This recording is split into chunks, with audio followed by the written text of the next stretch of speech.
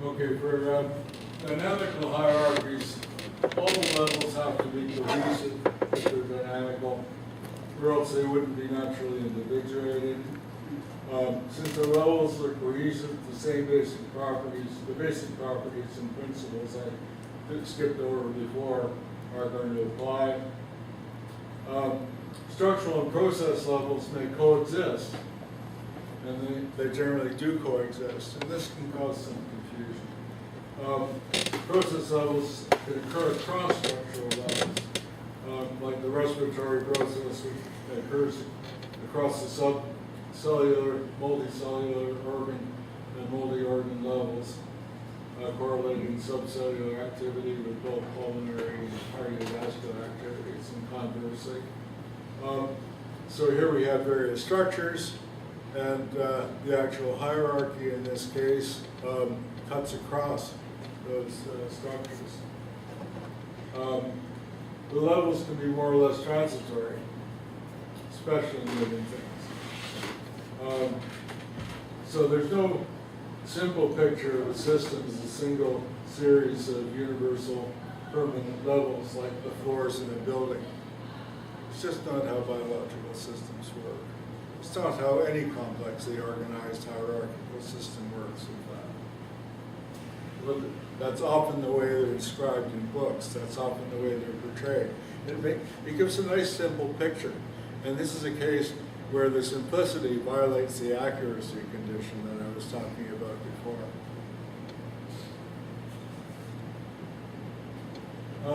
Emergence.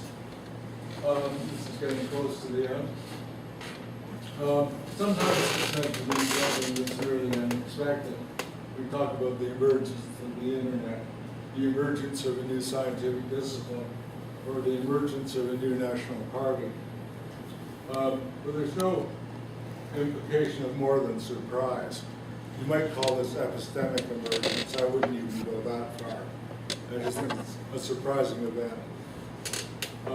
But this isn't the traditional philosophical notion of emergence. Mind you, it's used widely because emergence is a buzzword right now. So people like to use the word emergence. The philosophical notion goes back to Aristotle.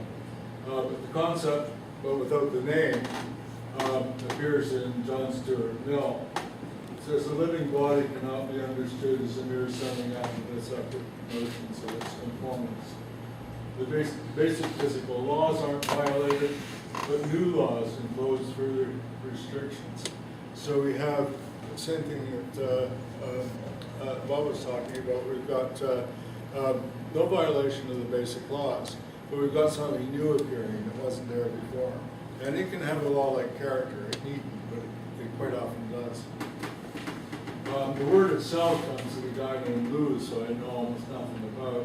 Said the emergence is incommensurable with its components and cannot be reduced to the sum of their differences.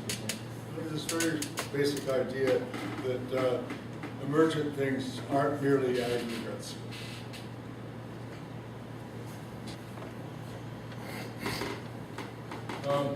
C.D. Broad had the clearest notion. He talked about unpredictability, he talked about non-reducibility, he talked about holism, and he talked about novelty. That's the tricky one. There's no clear definition of, it's not merely surprising, it's supposed to be a new kind of property, but exactly what's a new kind of property? And he wasn't very clear about that.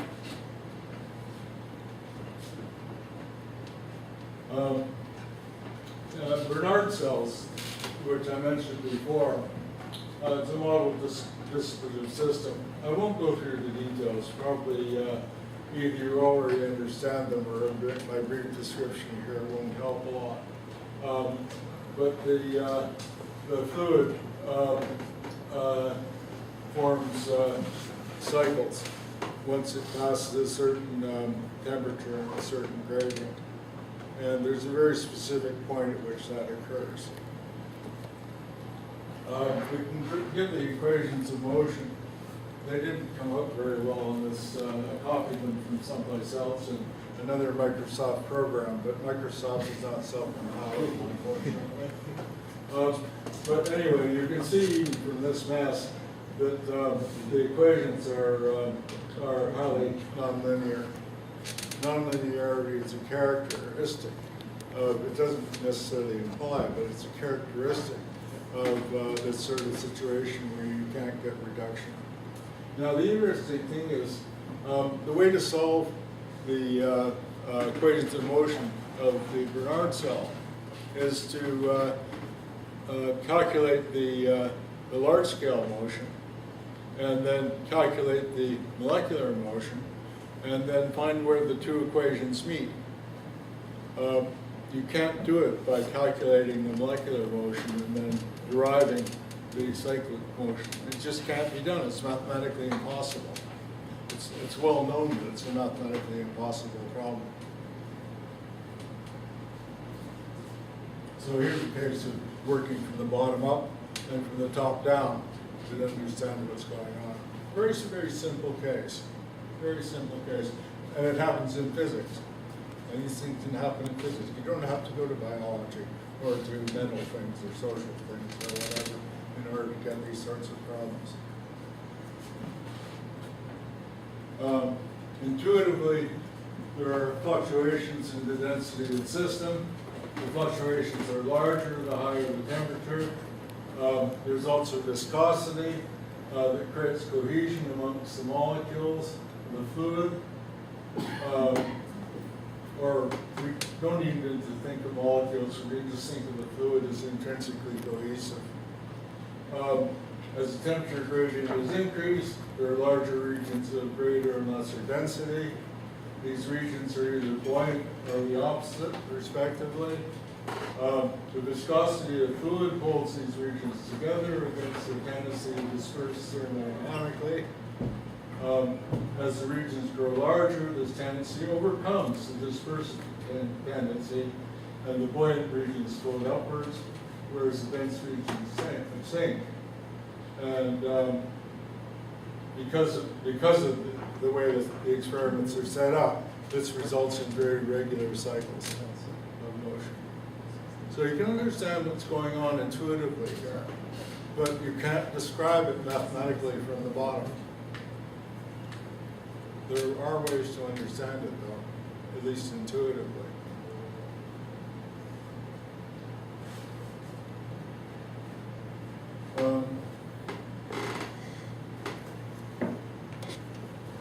Here's the definition of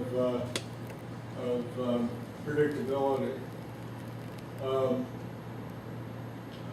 Again, this is rather technical, and I'm not going to go into the detail.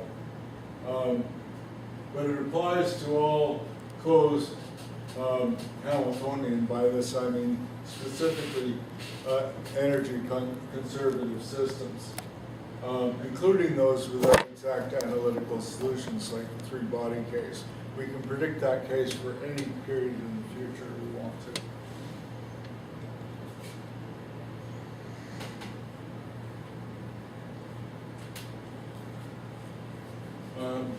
Yeah, we can also do numerical calculations for any finite time. We can call this stepwise computability. Now, all computations are stepwise computable, but some don't terminate, as you may know if you've studied algebra. So, if we have a large enough computer, then we could, do the sort of Laplace's demon trick, apparently, and compute the next state of the universe from knowledge of the current state in a stepwise way. And the macrostate of a microstate system can be predicted on similar grounds by doing a stepwise computation upwards. Okay, that makes it look like everything's going to be computable, just like the Laplace's demon says. Not true. Not true.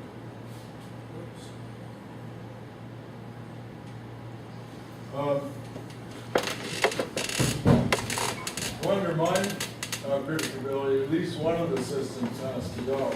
And the assumptions are the system is closed, the system is Hamiltonian, and there are just sufficient computational resources.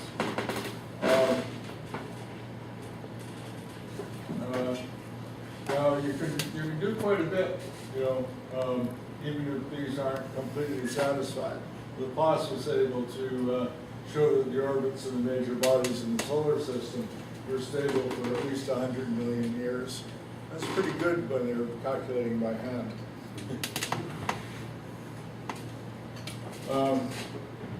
But what happens if some of these things go? In an interesting paper, Conrad and Suno point out that differential equations provide the major means of describing the dynamics of the physical system in both quantum and classical mechanics. This is standard. The success of this scheme suggests on the surface that the principle could be extended to a universal program covering all of nature. And a lot of people still think that. The problem is that the essence of a differential equation description is a separation of itself from its boundary conditions. And this is actually converging on things that are also. Boundary conditions being regarded as arbitrary. But there can be a failure of independence, and this happens in what I call non-holonomic systems. Non-holonomic systems, the energy isn't conserved. This happens in dissipative systems. If you're looking, the energy is conserved overall, but if you're looking at the point of view of the system alone, then some of the energy is dissipated, it disappears. Under these conditions, the boundary conditions and system laws for the system itself can't be separated in principle. If the system's near holonomic, we can approximate at one end by step functions and at the other end by perturbation theory. And these are standard methods. The problem happens in the middle. And in the middle, I call these radically non-holonomic systems. That's where the problem lies. You can't approximate to standard compositional system. These are exactly the systems that I call emergent. The dynamical conditions for emergence, the system must be non-holonomic, implying that the system is non-integrable. This ensures its non-reducibility because you can't solve the equations. Nothing can solve the equations. It's just the system itself, in a sense, solves the equations, but nothing outside of it can solve the equations. The system is energetically for information open. The boundary conditions themselves are going to be dynamic. I put in the condition the system has multiple attractors, but that might not be necessary. The characteristic rate of at least one property of the system is the same order as the rate of the non-holonomic constraint. That makes the whole system radically non-Hamiltonian. Especially if that property is an essential property of the system. In other words, part of what provides the system cohesion. That would make the whole system emergent, not just its properties. Some examples, quite surprising. I already mentioned Bernard cells, but the relationship between Mercury and the Sun is like that. I won't go into detail, it's a matter of time. Cell differentiation appears to work that way.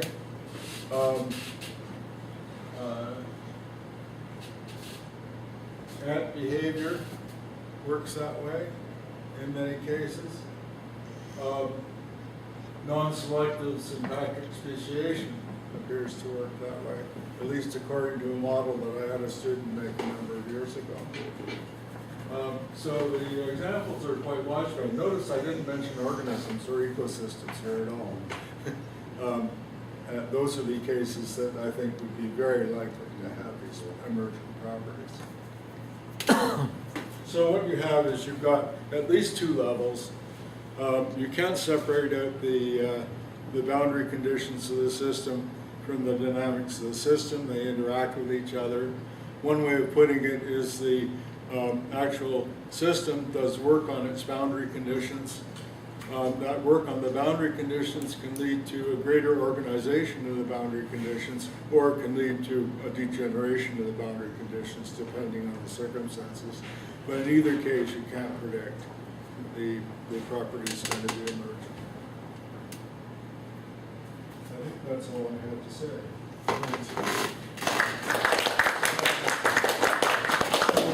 We have 10 minutes for discussion.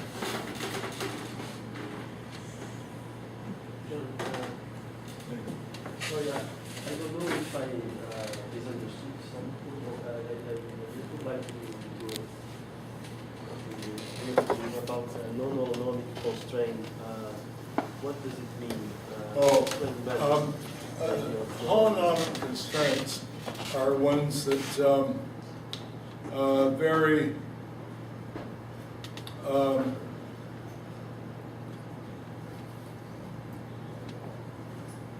they're basically like if you have a field, then the field will be holonomic. The constraints of the field will be holonomic, and they vary only according to time for each location. But if they vary, if there's interaction between the spatial and temporal variation, then they may be non-holonomic typically. That's one way of describing it. Interestingly, the rotation of a tire is non-holonomic. And somebody said, well, you know, everybody knows about tires, but we don't think that there's anything emergent going on. And I said, what happens when you get into the right situation and you go into a skid? That's an emergent phenomenon. That's an emergent phenomenon. You can control skids up to a point, but the exact point where the skid starts and what direction it goes is not typically controllable. One of the interesting things is when I'm talking about emergent structures here, it's not only that they're emergent in sort of abstract sense, so you can't do the reduction from the outside. It also means that it can't be controlled. It means it can't be controlled by anything, inside or outside. That it's, by its very nature, it's uncontrollable. Yeah, so another way of putting it is that the holonomic constraints is that they are energy conservative. So that's why I relate them to Hamiltonians. Now it turns out you can have non-conservative Hamiltonians, but in normal physics texts, the first thing they show you when they introduce the Hamiltonian is that they're going to restrict themselves to cases where the Hamiltonian has constant energy. So another way of thinking of non-holonomic constraints is ones that involve dissipative energy. All those are sort of equivalent at some level. I mean, they sound different, but physically they're quite equivalent to each other, to the best of my knowledge. Real quickly, Popper uses the fall of an apple, Newtonian, as an example. The idea is that fall of an apple is gravity. Everybody, well, that's it. But the actual timing of the fall of the apple depends upon the condition of the stem, the humidity, the wind, and so forth, and that can't be controlled. Yeah, so right. Interestingly, when you look at the physics of a coin toss, I used to have a big American silver dollar, and I practiced and practiced and practiced. And I could toss it and have it come up the way I wanted to. It was big enough and heavy enough to overcome the effects of the air flow around it. But with a smaller coin, the airflow is going to have non-linear interactions with the movement of the coin, and you're not going to be able to control it, and consequently the average coin toss is a fair coin toss because of that. Yeah, it's very similar to the apple, because the apple's going to be hanging there in the wind, it's got the weather around it, it's got all kinds of things like that. It's more than just contingency. This is where I might disagree with you. It's more than just contingency. It's contingency in a way that really does involve objective chance. It can't be predicted. It can't be. It's not. Well, of course you can always pluck an apple, but in a lot of these phenomena, you couldn't control it because they're not with small control movements. And I mean, the nature of control typically is to use small amounts of energy to slightly deviate things to go in a different direction. That's the sort of thing you can't do. Interested in the cohesion. You state somewhere in your talk that cohesion is a property that individuates other properties. Is that? Sorry, it's a property that. It's a property, and which makes the individual. An individual, basically, yeah. It's what holds the parts together, essentially, yeah. What's the difference between this and connectivity between system parts? There's or not really between any mutual difference. information? It's just the connection among system parts would be a form of cohesion. It is. It would be a form of cohesion. Yeah, cohesion is a very general notion. It can apply to quartz crystals. It can apply to the container or gases in. It can apply to a network, that's held together by carbon transfer. It could be, well, quite a few things. Now, in a lot of cases, cohesion is reducible. I mean, I'm not saying cohesion is not reducible. In many cases, it is. But there are cases where it isn't. And the sort of non-holonomic constraint condition is the sort of case where it's not going to be reducible. You can only treat it holistically. Although you can measure the way the parts are interacting with each other and the strength of the interaction of the parts, and the value of that might tell you about the stability of the whole. In fact, it probably does. Almost certainly does. Yeah, but cohesion itself can definitely be reducible. And about the relationship between complexity and organization, you say that there is organization in one level. I can measure. I'm just talking to see if I understood correctly. Right. The organization is one level, and we have one level below, one level up, and a complex system. And this level would be a system which the explanation of these organizations must take into account bottom up and top down. Well, no, actually, it need only involve two levels. And organization can exist without there necessarily being what we call complex organization. You can have organization that's reducible as well.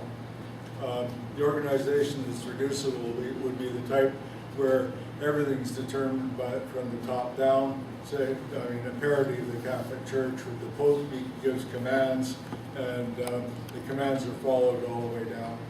Okay, so he determines everything.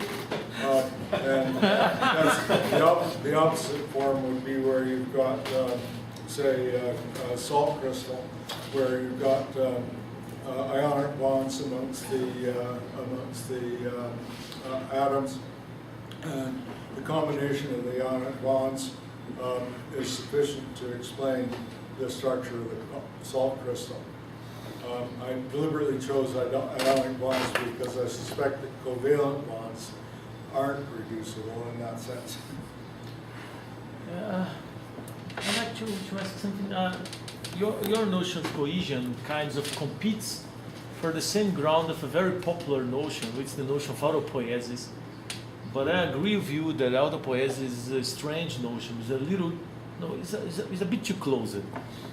So I'd like to ask you to elaborate on your idea of interactive closure of processes. I think it has to do with cohesion and makes us be able to individuate a system which is much more open than Maturana and Varela's idea of autopoiesis, which I really don't get, because they say you have this closed system here, you have the environment, and they have this strange idea of a drift, that somehow the closed system drifts with the environment. I really don't understand what they're talking about.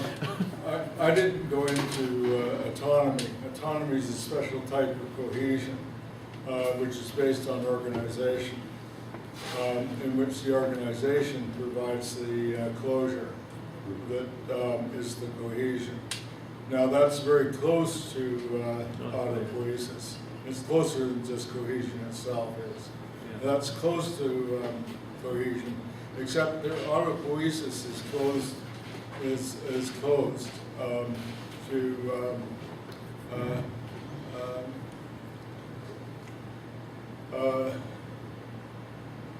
it's closed in a very special way. They sometimes talk about it as closed to information.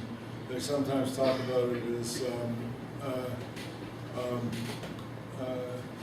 close to what's the word I'm looking for? Well, basically effective processes. Whereas in cohesion, as I understand it, there's a balance between the there's a balance towards the centripetal, but there can also be centrifugal forces, and there can so it's a matter of degree, and it's also open. There's no reason for it to be closed to information. There's no reason for it to be closed to anything. There's no reason for it to be closed to efficient causation, just so long as the balance is in favor of the centripetal. So for instance, if So that's a major the nodes of the difference network between- are exchanging more Yeah. information inside, they get information from outside, but the flow of information inside is much larger. So we Yeah, can well, see that. On the autopoiesis view, the only information that can come in is stuff that is information that the system is already prepared for. So be prepared for it just means it's not new information. Doesn't make any Whereas sense at on my account, it's quite possible for a system to be affected by new information. It's going to respond to it in certain ways. I didn't go into that here either. But in fact, it's going to respond in such a way as to try to preserve itself, so it can actually adapt to the new information. So the autonomy on my account can respond to new information by adapting to it essentially. And I use this as a model for Jean Piaget's adaptation process, where he talks about assimilation and accommodation.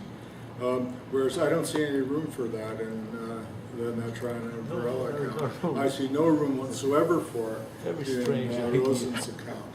And that's what I see as a major flaw with those accounts. I've got a couple of papers on that I've written. Trying to make the distinction. The thing is that a lot of people have started using the word autopoiesis in the way that I use autonomy, and not in the way that people like Matrana and Varela use their term. But I'm quite certain that my characterization of their terminology is right.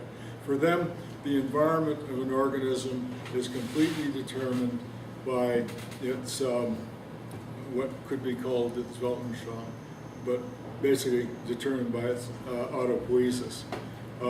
Whereas for me, with autonomy, the environment can affect the organism in ways that it's not prepared for, but nonetheless can adapt to, because it finds new ways of adapting based on the very impulse that it gets into it from the environment. So the environment's more open. On my view, it's not part of the organism, so to speak, whereas it is for Matrana and Varela, and I suspect it has to be for Rosen as well. Well, Oh, time to, okay. real quickly, you mentioned logical structure versus causal structure. Oh, yeah, right. You seem to feel that there was no disparity here.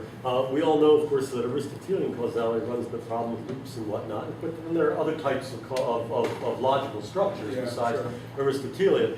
There's this fellow by the name of Joseph Brenner who put out this book called Logic and Reality, I think. Yes, I'm familiar with And this work. let me see if I understand it, and you can comment on it. I think what he's saying is that you take all these logics together, and they're really not sufficient for the way the world comes at us. That there is a